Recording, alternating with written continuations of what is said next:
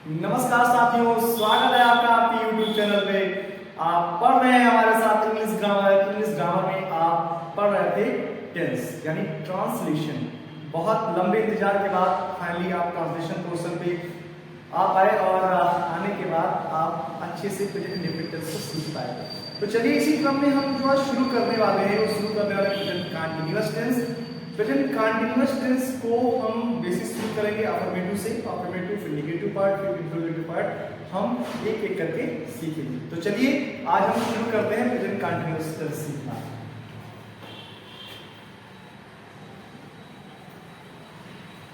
Present continuous tense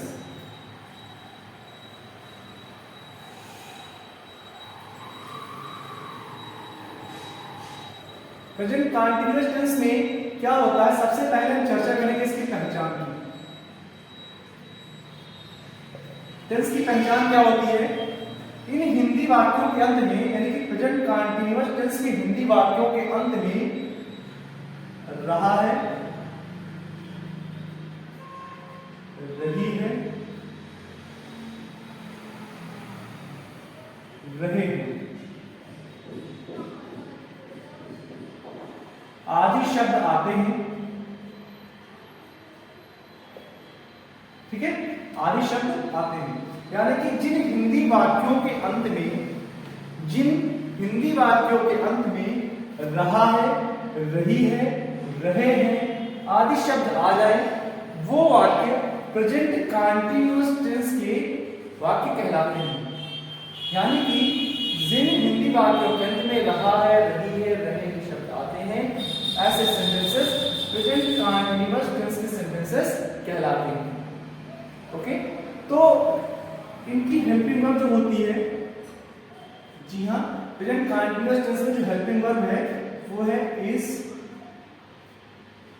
M and are. इसका प्रयोग हम ही, शी, इट एंड सभी सिंगुलर नाउन या सिंगुलर सब्जेक्ट एंड सभी सिंगुलर सब्जेक्ट के लिए करते हैं। किसके लिए करते हैं? सिंगुलर सब्जेक्ट के लिए करते हैं, राइट। इसका प्रयोग हम ही, शी, इट तथा सभी सिंगुलर सब्जेक्ट के लिए करते हैं, जबकि एम का प्रयोग हम किसके लिए करते हैं? केवल और केवल आई के लिए करते हैं। जबकि आर का प्रयोग हम किसके लिए करते हैं? यू, वी या ऐसे लिख ले आई, वी।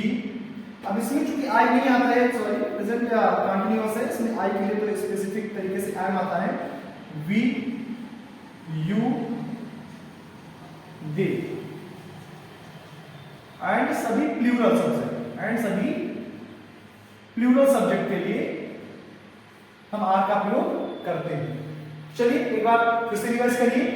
जिन हिंदी वाक्यों के अंत में या जिन हिंदी सेंटेंसेस के अंत में रहा है, रही है, रहे हैं आदि शब्द आते हैं ऐसे सेंटेंस प्रेजेंट कंटीन्यूअस टेंस के सेंटेंस कहलाते हैं। प्रेजेंट कंटीन्यूअस टेंस में हेल्पिंग वर्ब के तौर पे हम इज, एम और आर का प्रयोग करते हैं।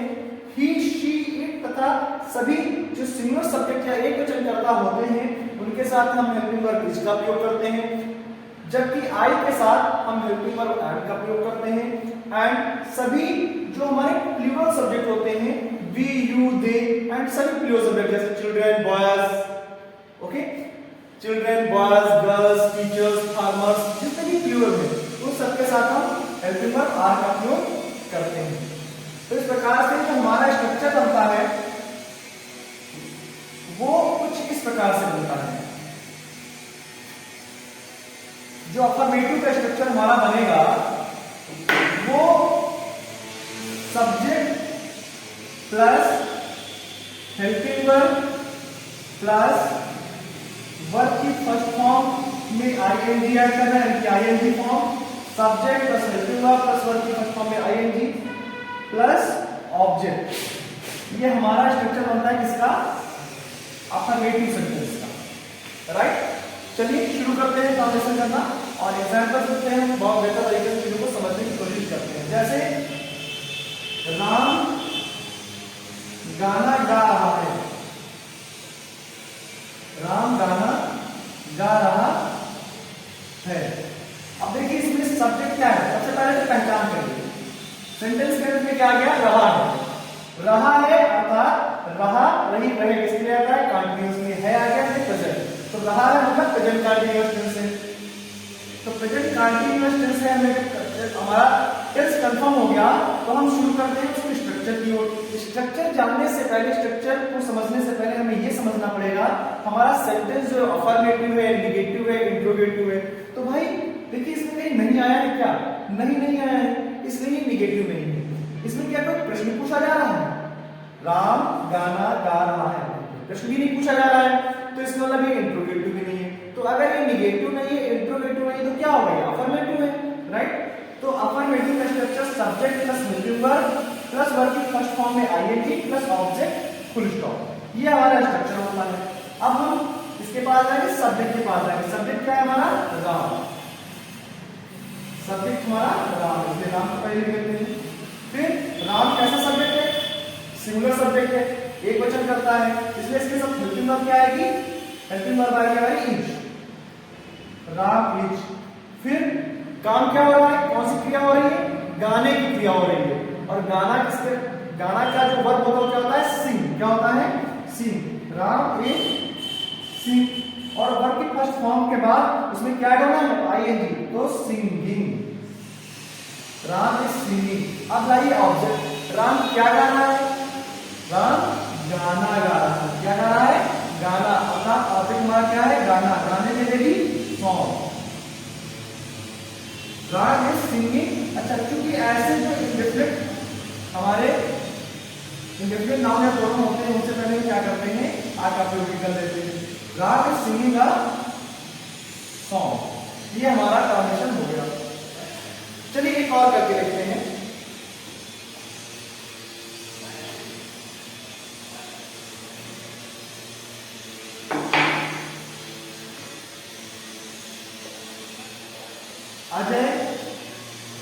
अजय खेत जा रहा है। अजय खेत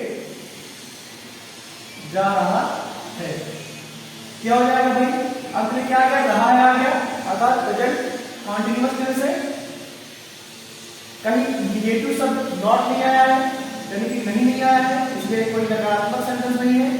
प्रश्न पूछने के लिए प्रश्नवाचक शब्द का प्रयोग नहीं हुआ है, कब क्यों कहा कैसे ऐसे शब्दों का प्रयोग नहीं हुआ है, इसलिए इंट्रोगेटिव नहीं है। तो ये क्या है, ये हमारा अफर्मेटिव है। और अफर्मेटिव का स्ट्रक्चर कैसे, subject plus helping verb plus verb की फर्स्ट फॉर्म में ING plus object full stop, ये हमारा स्ट्रक्चर होता है, राइट। तो चलिए हम शुरू करते हैं। सब्जेक्ट हमारा क्या है, अजय। तो सबसे पहले हम क्या लिखेंगे, अजय, अजय। फिर अजय कैसे सब्जेक्ट है, सिंगुलर सब्जेक्ट, तो अजय के साथ हेल्पिंग वर्ब क्या है कि इज। अजय इज, अजय क्या कर रहा है, जा रहा है, अर्थात गो। और फिर गो वर्ब की फर्स्ट फॉर्म में क्या है, आईएनजी अर्थात गोइंग। अजय इज गोइंग, कहां जा रहा है, खेत जा रहा है, तो टू द फील्ड, या Ajay is going to field. Done. चलिए बहुत बढ़िया आप पढ़ रहे हैं। कुछ और एग्जांपल्स करते हैं। मुझे पूरा भरोसा है आप कहीं गलती करने वाले नहीं हैं। जैसे पक्षी आकाश में उड़ रहे हैं, पक्षी आकाश में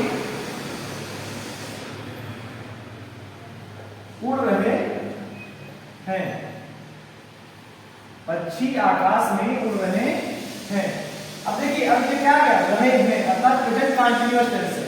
प्रेजेंट कंटीन्यूअस टेंस है तो वही रटा रटाया हमारा structure, subject plus helping verb में इज एम आर जो भी एप्रोप्रिएट हो, वर्ब की फर्स्ट फॉर्म में ING plus object plus full stop. तो चलिए शुरू करते हैं। हमारा सब्जेक्ट क्या है, बर्ड, यानी कि पक्षी, बर्ड्स।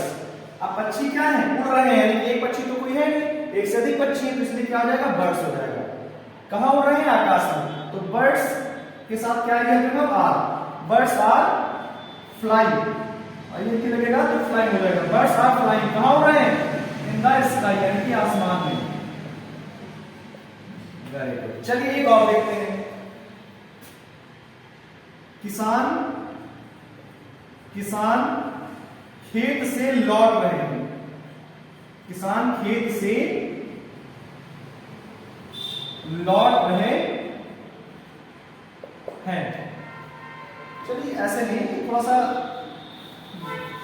मिक्सअप हो जाता है तो काफी कंसंट्रेशन डायवर्ट होता है। एक सेंटेंस में किसान खेत से लौट रहे हैं, किसान खेत से लौट रहे हैं।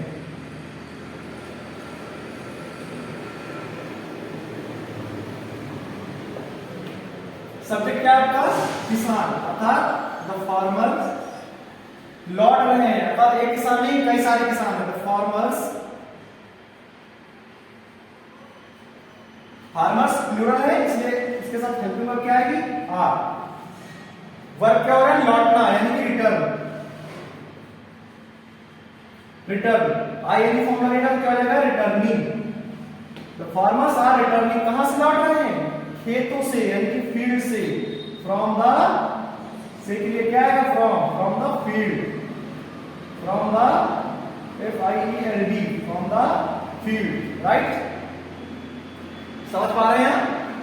आप कोशिश करिए, आपको इसमें कोई रॉकेट साइंस का प्रयोग नहीं करना है, बहुत नॉर्मल। इसीलिए मैं अफर्मेटिव को अलग वीडियो में दे रहा हूं, आपको निगेटिव सेंटेंसेस को अलग दे रहा हूं, इंट्रोगेटिव को अलग समझा रहा हूं, ताकि आपका मिक्सअप ना हो, कहीं से आपको कोई कंफ्यूजन क्रिएट ना हो।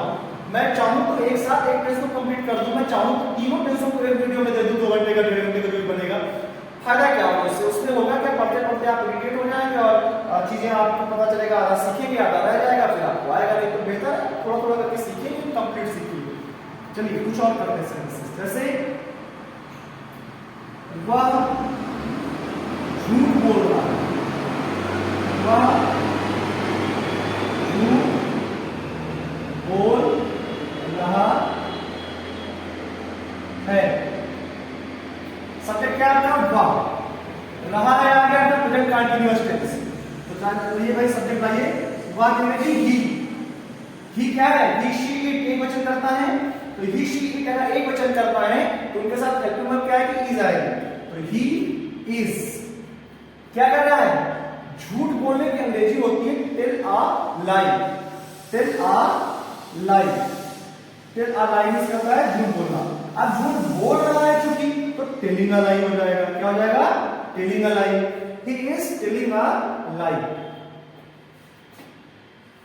बच्चे शोर मचा रहे हैं, बच्चे शोर मचा रहे हैं, बच्चे शोर मचा रहे हैं। कौन सा मचा रहा है? बच्चे।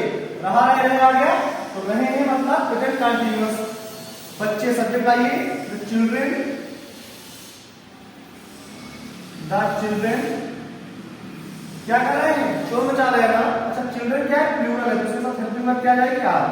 द चिल्ड्रेन आर, शोर मचाने की अंग्रेजी होती है मेक अ नॉइज। क्या होता है? Make a noise, make a noise. ठीक है, अब मचा रहे हैं चूंकि, तो क्या हो जाएगा? Making a noise. क्या हो जाएगा? Making a noise. क्लियर?